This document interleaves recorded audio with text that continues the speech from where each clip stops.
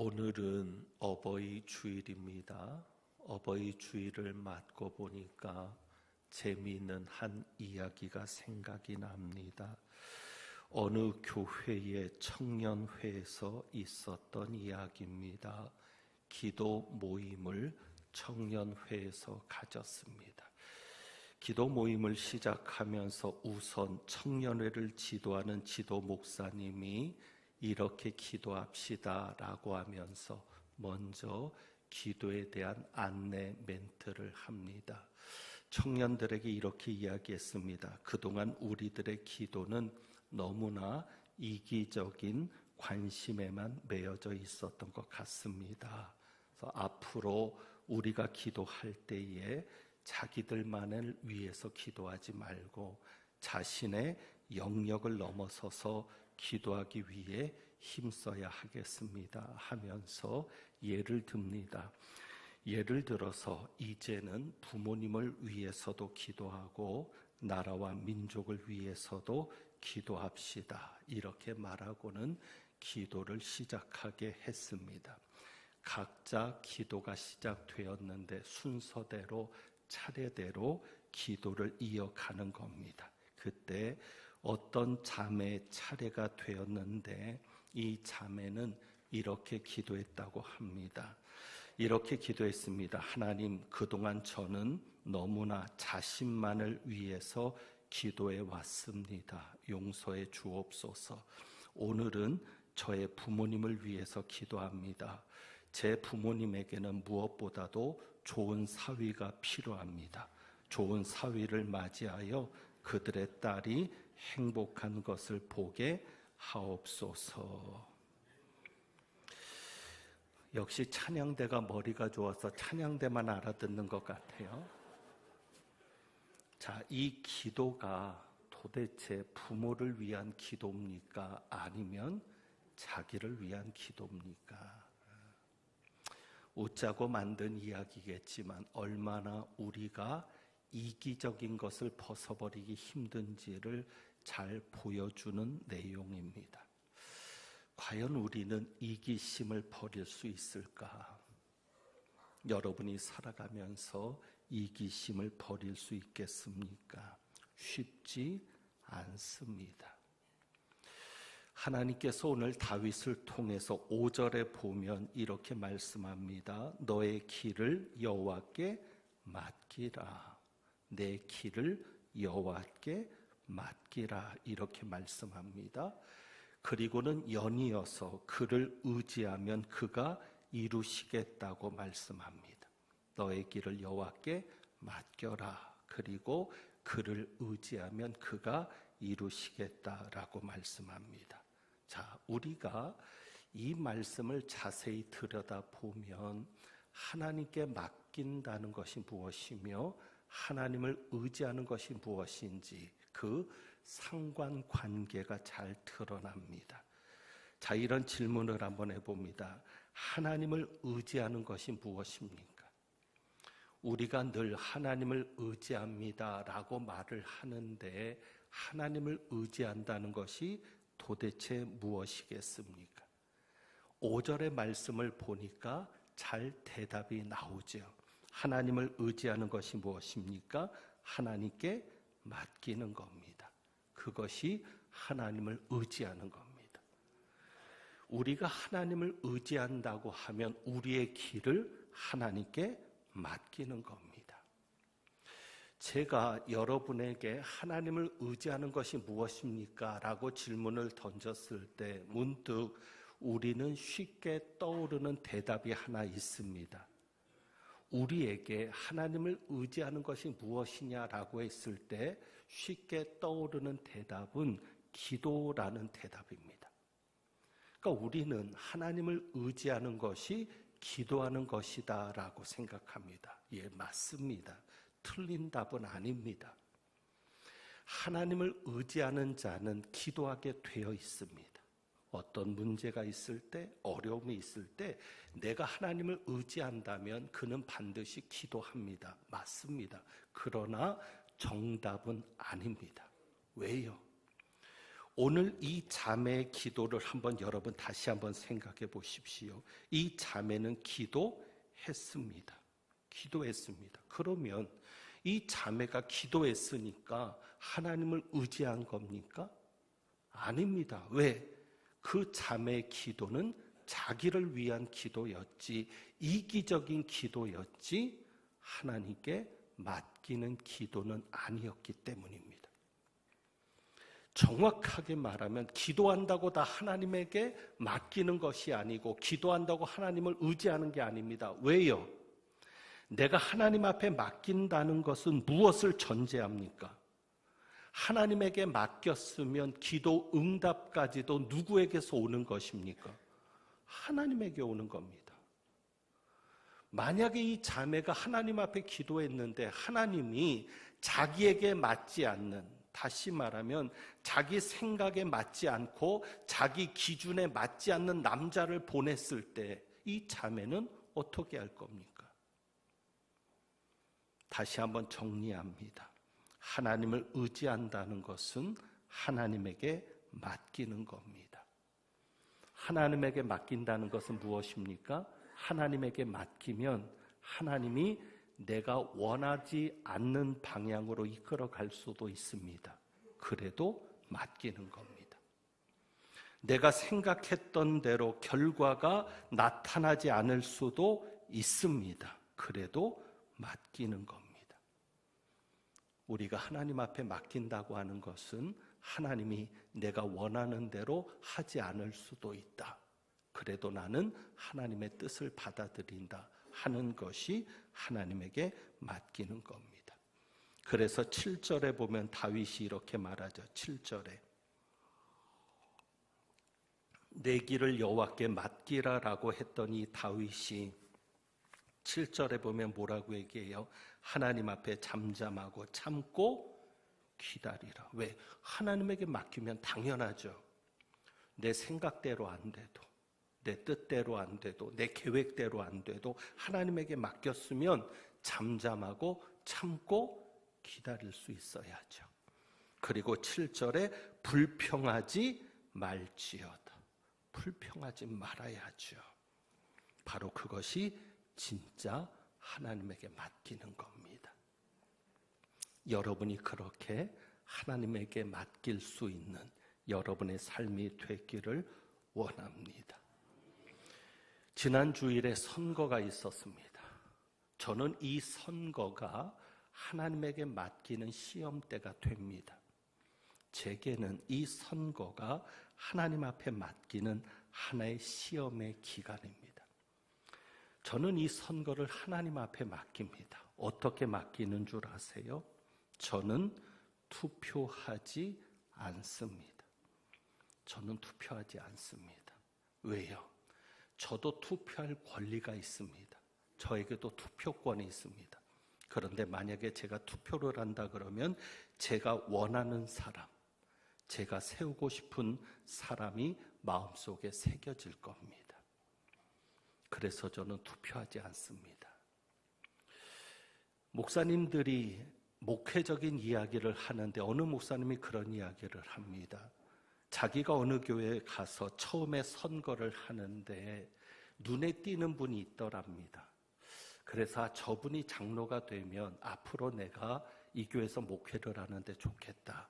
그래서 첫 번째 선거를 할 때 기도를 하면서 나름대로 할 수 있는 선에서는 노력을 했던 모양입니다. 결국 목사님 소원대로 그분이 당회에 들어왔습니다. 그런데 당회에 들어와서는 가시 역할을 하는 겁니다. 전혀 달랐던 겁니다. 그러면서 이야기를 하는데 내가 원하는 사람을 세우는 것이 아니었는데 하는 이야기를 할 때 모든 목사님들이 공감을 했습니다. 그래서 저는 제가 원하는 사람을 세우려고 하지 않습니다. 누가 원하는 사람을 세우려 합니까? 하나님께서 원하시는 사람을 세우려 합니다. 그래서 저는 투표하지도 않고 지금까지도 누구를 세우려고 노력을 하거나 내가 원하지 않으니까 누구를 떨어뜨리려거나 노력하지 않습니다. 선거가 있으면 저는 오래전부터 침묵을 합니다. 왜? 혹시나 무의식 중에라도 제 입에서 어떤 이름이 나왔을 때 그것이 선거 운동이 될 수 있기 때문입니다. 그래서 부목사님들에게도 절대 사적으로도 이야기하지 않습니다. 부목사님들이 있는데 이번에는 누가 됐으면 좋겠다. 이번에는 누가 되지 않았으면 좋겠다. 그런 이야기도 일절하지 않습니다. 오직 하나님에게만 맡깁니다. 이번에 개표를 할 때 뜻밖의 일이 하나 있었습니다. 지난번에 여러분이 뜻을 모아주셔서 우리가 이런 이야기를 했습니다. 반대하는 표만 X 표시를 하면 다른 표는 찬성하는 것으로 알겠습니다. 대다수의 분들이 좋겠다라고 여겨주셨습니다. 그래서 X만 아니면 찬성하는 것으로 그렇게 생각하고 개표를 했는데 특이한 표들이 나왔습니다. 그것은 뭐냐면 예를 들어서 권사님 20분이 있는데 한 사람에게만 동그라미를 친 겁니다.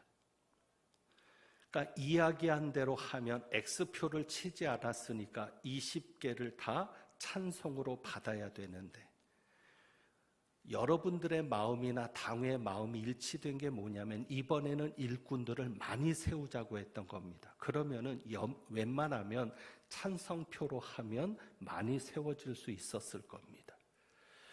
그런데 당회에서 이런 이야기가 나온 겁니다. 한 사람에게만 동그라미를 쳤다는 것은 이분의 마음속에는 나는 이 사람에게만 찬성합니다 하는 이야기가 아니겠느냐고. 그러면 X 표시는 하지 않았더라도 한 사람에게 동그라미를 쳤다는 것은 다른 사람은 반대한다라는 뜻이 아니겠느냐고. 그래서 그 의견이 합당하다 여겨져서 한 사람 혹은 두 사람 동그라미만 쳐 있을 때는 나머지는 X표로 처리했습니다. 물론 마음속에는 그런 생각이 들죠. 그러면 반대표가 많아지게 되면 또 안 되는 것이 있지 않을까. 그런데 누구에게 맡긴다고요? 하나님에게 맡긴다고. 그것이 맞는 것 같았기 때문입니다. 나는 한 사람만 찬성합니다. 다른 후보들은 반대합니다. 이런 의미가 될 수 있기 때문에 어쨌거나 그러면은 반대로 처리합시다 하고는 개표를 완료했습니다. 놀라운 결과는 그렇게 했음에도 후보자들이 다 된 겁니다. 장로 후보자는 3분의 2가 충분히 넘었고요. 안수 집사 권사 후보자는 과반수가 충분히 넘었습니다. 어떻게든지 이번에는 많은 일꾼들을 세워주자고 했던 그 마음에 여러분들이 함께 주셔서 오늘 주보에 광고된 대로 모든 분들이 후보로 올라갔던 모든 분들이 피택되는 결과가 나왔습니다. 하나님에게 맡기면 누가 하십니까? 하나님이 하십니다. 그렇기 때문에 저희 교회는 선거를 할 때도 목적을 가지고 선거하지 않습니다. 혹 이런 교회가 있을 수 있습니다. 용서하고 들으십시오. 건축을 앞두고 투표하는 교회가 있을 수 있습니다. 그리고 건축을 앞뒀을 때는 특별히 많은 일꾼을 세우자고 하는 교회가 있을 수 있습니다. 그러나 저희는 큰 일을 앞두고 선고해 본 적이 없습니다.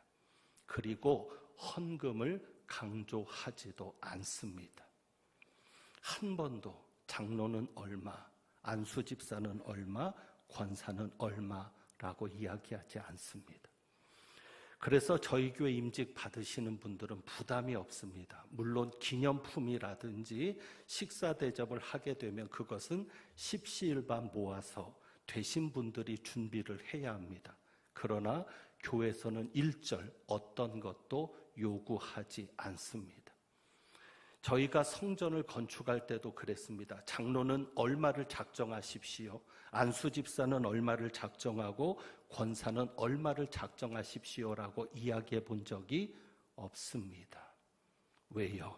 하나님의 일은 누가 하십니까? 하나님이 하십니다. 왜? 너의 길을 하나님께 맡기라. 그를 의지하면 그가 이루시고. 너의 길을 하나님께 맡긴다는 것이 무엇이겠습니까? 영어로 하면은 잘 드러납니다. 길이 way 아닙니까? way. My way라는 노래도 있는데 그 길이 방법이라는 뜻도 있습니다. 내 길을 하나님께 맡긴다는 건 뭐예요? 내 길을 하나님께 맡기면 무엇까지도 하나님 앞에 맡겨야 돼요? 방법까지도 하나님 앞에 맡기는 겁니다. 결과도 하나님에게 맡기고 방법까지도 하나님 앞에 맡기는 것이 진짜 맡기는 겁니다. 하나님을 의지한다고 하면서 인간적인 방법을 쓰면 되겠습니까? 하나님을 의지한다고 하면서 영적이지 않은 육적인 방법을 쓰면 되겠습니까? 세상에서도 하지 않는 그런 방법을 교회 안에서 하면 되겠습니까?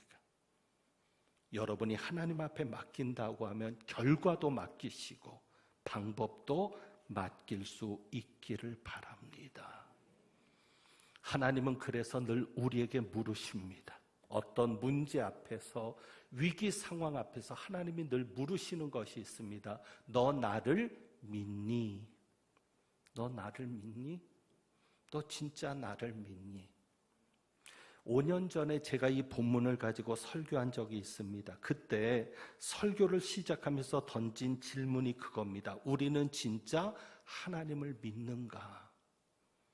우리는 진짜 하나님을 믿는가? 여러분 진짜 하나님을 믿으십니까? 다윗이 37편을 노래하는데 이 다윗이 37편을 말할 때에 이것은 다윗이 노년에 지은 시로 추정을 합니다. 말년에 지은 시입니다. 다윗이 험한 인생을 살았습니다. 여러분 아시는 대로요. 험한 인생을 살고 인생의 결론을 내릴 때 결론과도 같은 시가 바로 37편입니다. 이 37편은 악한 자들이 등장합니다. 다윗에게는 얼마나 악한 자들이 많았습니까? 사울을 비롯해서 다윗을 죽이려고 하는 이들이 많았습니다. 그들을 피해서 다윗은 10년 동안을 도망 다녔습니다.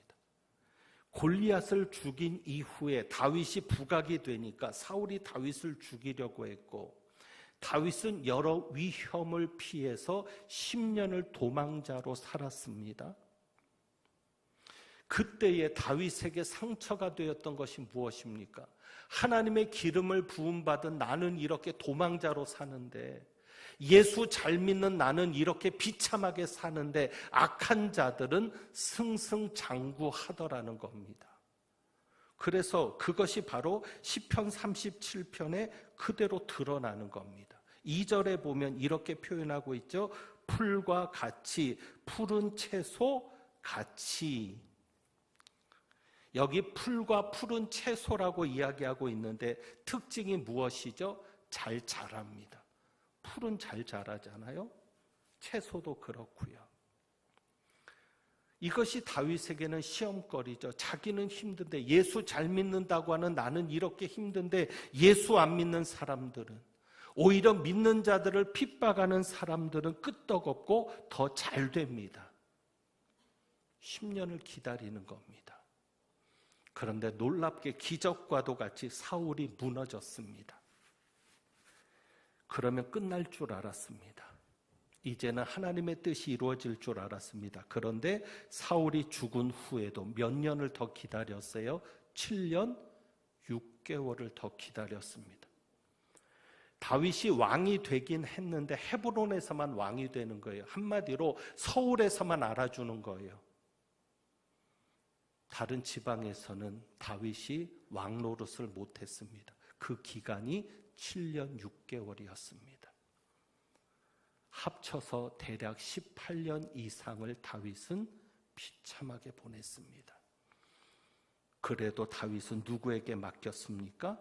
하나님에게 맡겼습니다. 잠잠하고 참고 기다렸습니다. 자기 길이 형통하고 악한 꾀를 이루는 자 때문에 불평하지 않았습니다. 그리고 보니 하나님이 하셨습니다. 우리도 그렇게 가야 합니다.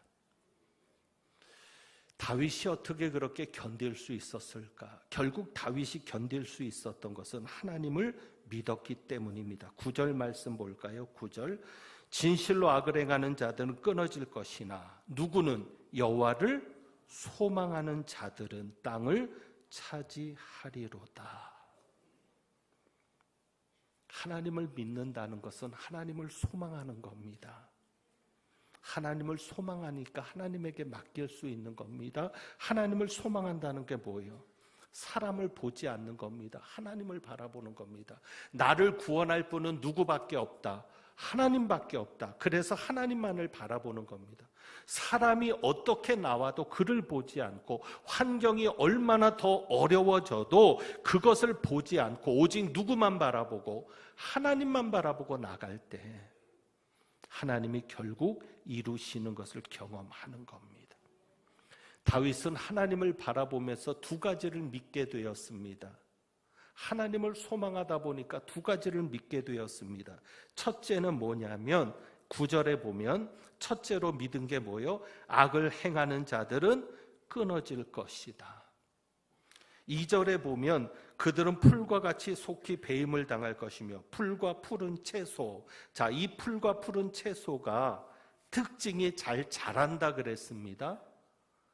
잘 자랍니다. 그런데 그것을 반대로 생각하면 자랄 때도 잘 자라지만 죽을 때도 금방 죽잖아요.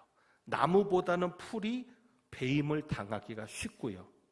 채소도 며칠만 물만 안 주면 그냥 말라버리잖아요. 다윗은 그거를 보는 겁니다. 지금은 악한 자들이, 믿지 않는 자들이, 하나님을 모르는 자들이 잘 되는 것 같으나 결국은 그들은 속히 없어질 것이다. 그래서 그런 표현을 쓰죠. 쇠잔한다, 끊어진다라는 표현을 쓰고요. 두 번째로 믿는 것이 무엇입니까? 9절에 보면 여호와를 소망하는 자는 무엇을 하리로다? 땅을 차지하리로다. 두 번째 믿은 것이 뭐예요? 의인은 땅을 차지한다는 것을 믿는 겁니다. 근데 이 땅을 차지한다라고 생각하니까 하나님이 여러분을 땅 부자로 만들어준다고 얘기하시는 것처럼 받아들이면 안 됩니다. 땅을 차지하는 것은 땅 부자가 된다는 얘기가 아닙니다. 악인들은 끊어지는데 하나님을 소망하는 자는 땅을 차지하게 되는데 10절 11절 보죠. 다윗이 계속 이야기하는 게 뭐예요? 땅을 차지한다, 땅을 차지한다라고 얘기하죠. 10절 11절 보니까 잠시 후에는 악인이 없어지리니 내가 그곳을 자세히 살필지라도 없으리로다. 잠시 후에는 누가 없어지리니? 악인이 없어지리니. 그러면서 11절에 그러나 온유한 자들은 땅을 차지하며, 자, 땅을 차지한다는 얘기가 뭐예요? 악한 자들이 득세하던 자리에 하나님이 누구를 세우신다? 의인을 세우신다. 하나님에게 맡기는 자들, 하나님을 의지하는 자들을 하나님이 거기에 세우신다. 악한 자들이 다 가지고 있던 것, 악한 자들이 지배하고 있던 그곳에 하나님이 의로운 자들을 세우신다는 것이고, 그게 첫 번째 의미입니다. 그 다음에 땅을 차지한다는 두 번째 의미는 여기에 있습니다. 29절을 보시면 의인이 땅을 차지하며 거기서 영원히 살리로다. 땅을 차지한다는 얘기는 뭐예요? 자손에게 영원히 복을 주시겠다는 얘기입니다. 왜요? 땅은 뭐예요? 자손에게 물려주는 것이죠. 그래서 여러분이 보시면 25절입니다. 25절. 땅이 이렇게 연결이 됩니다. 25절에 보면 내가 어려서부터 늙기까지 의인이 버림을 당하거나 의인의 자손이 걸시감을 보지 못하였도다. 의인의 자손이 걸시감을 보지 못했다. 왜? 의인의 자손은 무엇을 차지하니까? 땅을 차지하니까. 걸시간다는 얘기는 뭐예요? 동가식 서가숙하는 것과 같은 삶이죠. 구걸하면서 다니는 겁니다. 왜? 땅이 없으니까. 그런데 의인의 자손은 무엇을 차지한다? 땅을 차지한다. 의인이 땅을 차지하고 그 자손들에게 그 땅이 물려지니까 자손들은 구걸하며 다닐 필요가 없는 거죠. 그리고 영원히 그 땅을 차지해서 산다라고 말씀하는 거죠. 이해되시겠습니까? 그러니까 이 땅에 대한 이야기를 하는 것은 여러분이 땅을 유산으로 물려준다는 의미가 아니라 하나님이 여러분의 자식까지도 책임지신다는 얘기입니다. 여러분이 의인만 되면, 의로운 자라고 인정만 되면 여러분의 자손은 하나님이 책임지신다는 겁니다. 그렇다면 의인이 누구입니까? 행위가 완전한 사람이 의인이 아닙니다. 시편 37편에서 말하는 사람은 행위가 완전한 사람, 잘못하지 않는 사람이 의인이 아니라 하나님에게 맡기는 사람이 의인이고 하나님을 의지하는 사람이 의인입니다. 구약에서 말하는 의인은 하나님과의 관계가 회복된 사람입니다. 하나님과의 관계가 끊어지면 악인이고 하나님과의 관계가 이어져 있으면 의인입니다. 바로 하나님에게 맡기고 하나님을 의지하고 하나님에게만 소망을 두고 살아가는 사람, 그 사람은 반드시 하나님이 하시는 놀라운 구원의 역사를 보게 될 겁니다. 오늘 어버이 주일입니다. 자식들에게, 부모님에게 효도하라는 말씀은 여러분이 늘 듣는 말씀입니다. 그것은 당연하고 그것은 당연한 일이고 우리 기독교는 누구보다도 효를 강조하는 종교입니다. 당연한 일이고 우리 부모님들 힘을 내시기 바랍니다. 여러분이 아무리 힘들고 어려워도 하나님과의 관계를 회복하고 의로운 자의 자리에 있으면 하나님께 맡기고 하나님을 의지하며 하나님에게 소망을 두고 살아가면 여러분이 참고 견디면 여러분의 자손도 하나님이 반드시 책임져 주실 겁니다. 그래서 오늘 우리가 그 마음 가지고 559장